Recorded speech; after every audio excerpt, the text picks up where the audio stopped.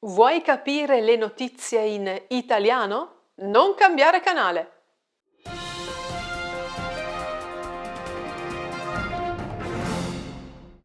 Ciao, sono Anna e questo è My Italian Circle. Benvenuti alla quinta edizione del nostro telegiornale Facile, dove impariamo a capire le notizie in italiano.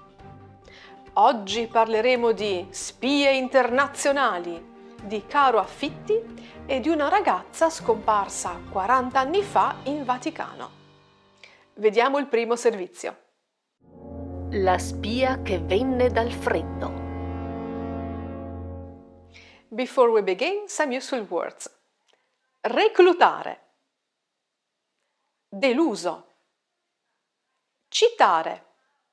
Fare appello. Da una notizia di Open del 16 maggio 2023. USA. La CIA lancia un video per reclutare spie in Russia. La CIA ha lanciato un video di 2 minuti per reclutare spie tra i russi delusi dalla guerra in Ucraina.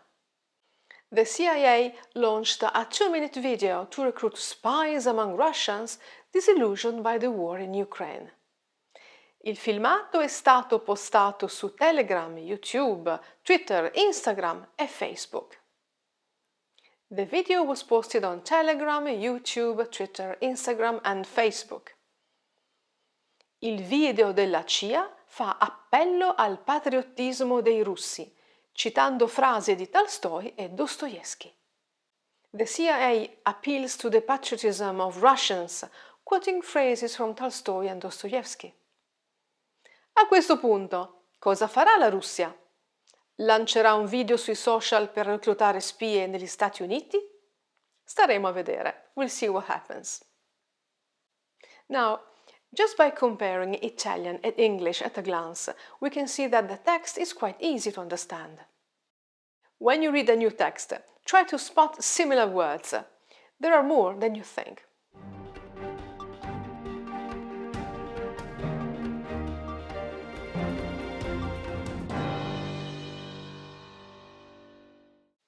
For this new story, I will comment on just one word, postare. Postare is the act of publishing something online. The verb comes from the English to post.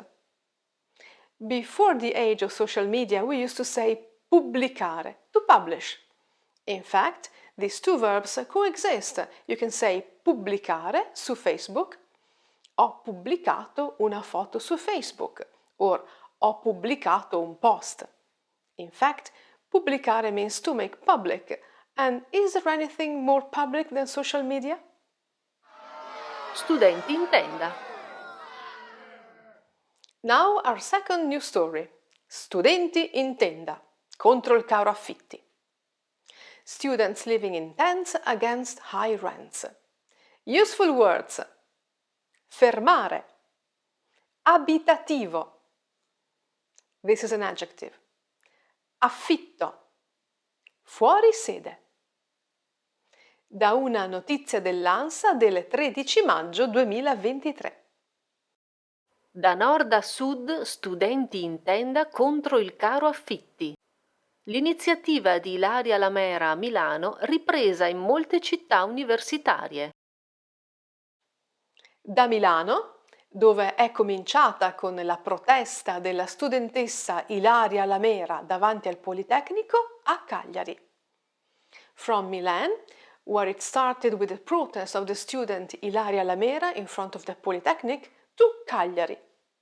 Non si ferma la mobilitazione contro la crisi abitativa e il caro affitti, che rende impossibile la vita degli studenti fuori sede nelle città universitarie.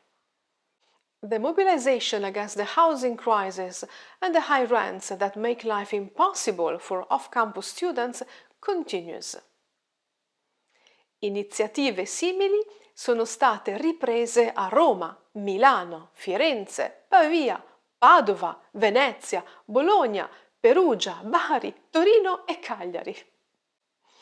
Our words here are abitativo, caro affitti, studenti fuori sede, aumento del costo degli affitti. The adjective abitativo comes from abitare, very similar to the English inhabit. A related word is abitazione, dwelling, residence. So, crisi abitativa means housing crisis. Caro affitti. Caro is expensive and affitti is rents. But actually this phrase means an increase in the cost of rents, un aumento nel costo degli affitti. Similar expressions are caro vita and caro prezzi, high cost of living, high prices. Last but not least, fuori sede. This expression means literally off-site or off-campus. In this case, the news is about university students who study away from home. E ora vediamo l'ultimo servizio. Un mistero italiano. Our last headline, il nostro ultimo titolo da Repubblica del 15 maggio 2023. Emanuela Orlandi. La Procura di Roma riapre le indagini con la collaborazione dei PM del Vaticano. Procura. PM or Pubblico Ministero. Indagine. La Procura di Roma riapre le indagini con la collaborazione dei PM del Vaticano. The Public Prosecutor's Office in Rome reopens the investigation with the collaboration of the Vatican prosecutors. Emanuela Orlandi è una ragazza scomparsa il 22 giugno del 1983 a Roma, all'età di 15 anni, una cittadina dello Stato Vaticano. Emanuela Orlandi is a girl who disappeared on the 22nd of June 1983 in Rome at the age of 15, a citizen of the Vatican State.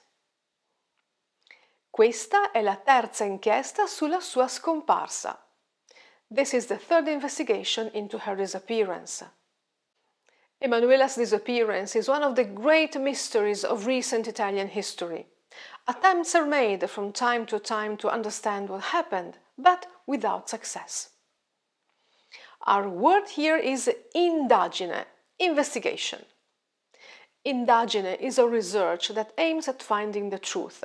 We can say indagine scientifica or indagine della polizia.